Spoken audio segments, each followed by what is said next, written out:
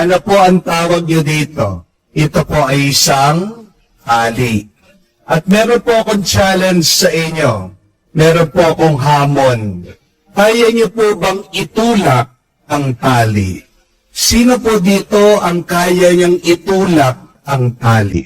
Pag natulak nyo po, bibigyan ko kayo ng 1,000 pesos. Meron po ba?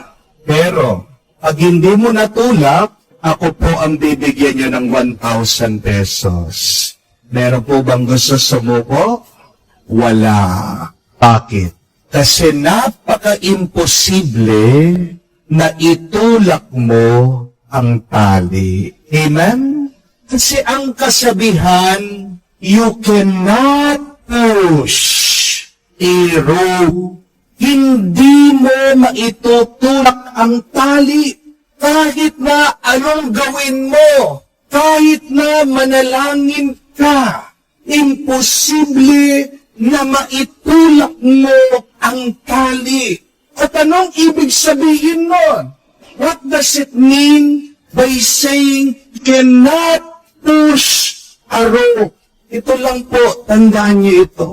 Hindi mo mapepwersa ang mga tao. Amen?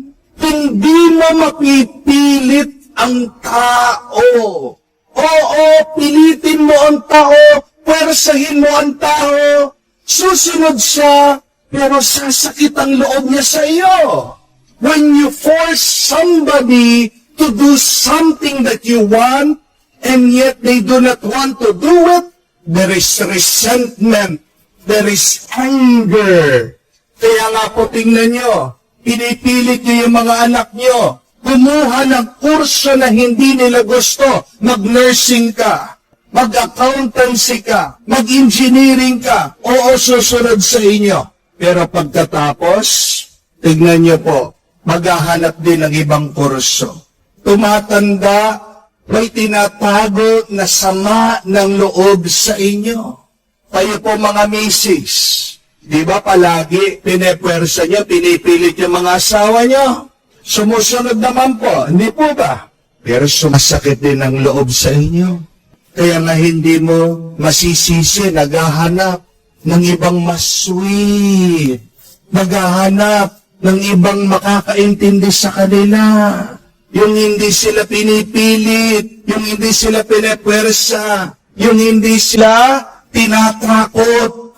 Naghahanap sila na sila naman sana yung masunod, sila naman sana yung pakinggan, sila naman sana yung bigyan ng pansin.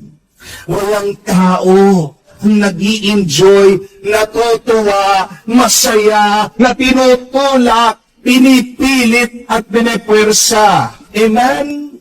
Yan yung ibig sabihin na you cannot push a rope. At naiintindihan po ng Diyos yan. Kaya nga ang Diyos, kahit na gusto magbalik tayo ng loob sa Kanya, hindi tayo kailanman pinwersa ng Diyos. Hindi tayo kailanman tinulak ng Diyos sa Kanyang kagustuhan. Anong ginagawa ng Diyos palagi? Hinihila tayo ng Diyos. God always attracts us to do the good.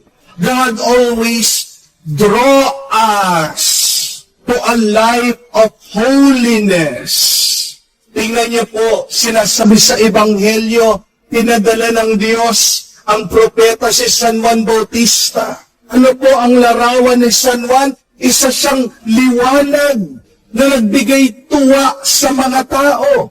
Oo nga naman, pag nakakita ka ng bahay, hindi po ba? Naantig ka, na-attract ka, lumalapit ka doon sa bahay, nagpapapicture ka, nagse-selfie pa kayo, hindi po ba? Pero pag nakakita ka ng isang bahay o tahanan na walang ilaw, ang bilis ng lakad mo. Iniiwasan mo, bakit? Natatakot ka. Nararamdaman mo, parang may nagmumulto.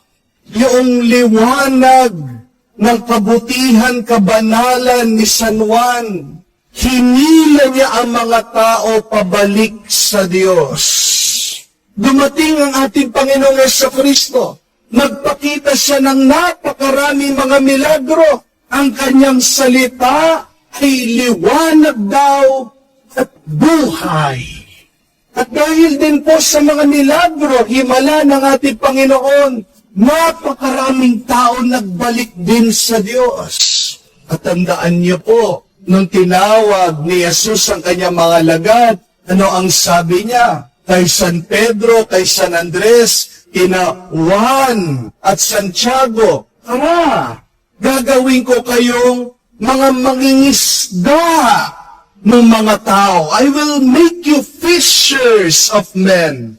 At ano po ang gamit ng mga naniningwit, ng mga nangingisda, kung hindi tali? Pag nakuha ang isda, hindi ba, hinihila mo mula sa tubig, inaalis mo. At ganyan din ang ginawa ng mga apostoles ng Diyos. Tayo ay hinuli, nilapit, hinila, papunta sa Diyos. Alam din kasi ng Diyos, ang demonyo, marunong din manghila. Kaya nga po ang buhay natin, kung titignan nyo, isa pong hilahan. It is a tug of war. Ginagamit ng demonyo ang mga tukso, hinihila kanya, papunta sa kanya, para masira ang kaluluwa mo. Pero ang Diyos, hindi din siya magkukulang. Napakaraming ginagamit ng Diyos. Mga paraan, karanasan, tao, para din tayo ay mahila, para magtagumpay siya, makuha din niya pabalik itong ating mga kaluluwa. Ang tanong, kanino ka magpapahila? Sino ang mananalo sa buhay mo? Pero isa din hamon ito sa atin. Tulungan din natin sana ang Diyos sa paghila niya sa atin, sa kabutihan. Sana tayong mga Kristiyano, huwag tayong maging dahilan ng paglayo ng ibang tao sa Diyos. Do not push people away from God. Kala natin, sa pagpapwersa natin, pagpipilit natin sa mga tao, napapalapit natin sila sa kabutihan, pero hindi. Because the fact is, nobody wants to be forced. Even if you are forcing them to the good, to what is holy. At ang tanong, paano mo mahihila ang mga tao sa Diyos?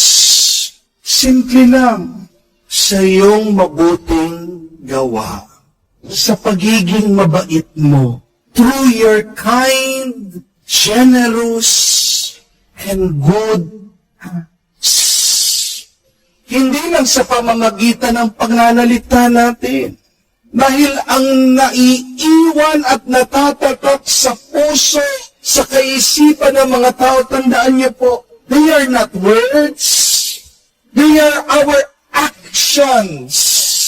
Kahit na madami kang sabihin, pero kung hindi mo pinapakita sa iyong kilos at gawa, wala din.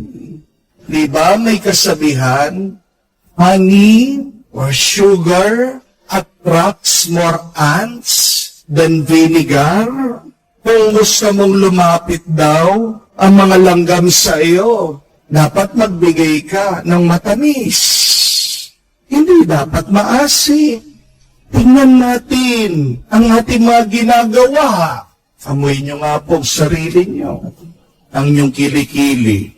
Di ba? Pag maasim ka, di ba? Pag meron taong may BO, body odor, iniiwasan natin. Yung ating pong mga body odor, yung maasim na amoy, hindi lang po nararanasan yan sa ating katawan. Nakikita din yan sa iyong kilos at gawa, sa ugali ng tao. Kung gusto mong mapalapit ang mga tao sa iyo, unahin mo, baguhin mo ang pag-uugali mo. Unahin mo ang iyong ginagawa. Ano ba ang ipinapakita sa kanila? Maasim ba? Sana naman matamis. Sana naman mabango. Tandaan mo ito. Kung gusto mong makuha ang loob ng isang tao, huwag mo siyang pilitin. Huwag mo siyang takutin. Huwag mo siyang pwersahin. Pero umpisahan mo na mahalin mo siya. Umpisahan mo na maging mabuti ka sa kanya.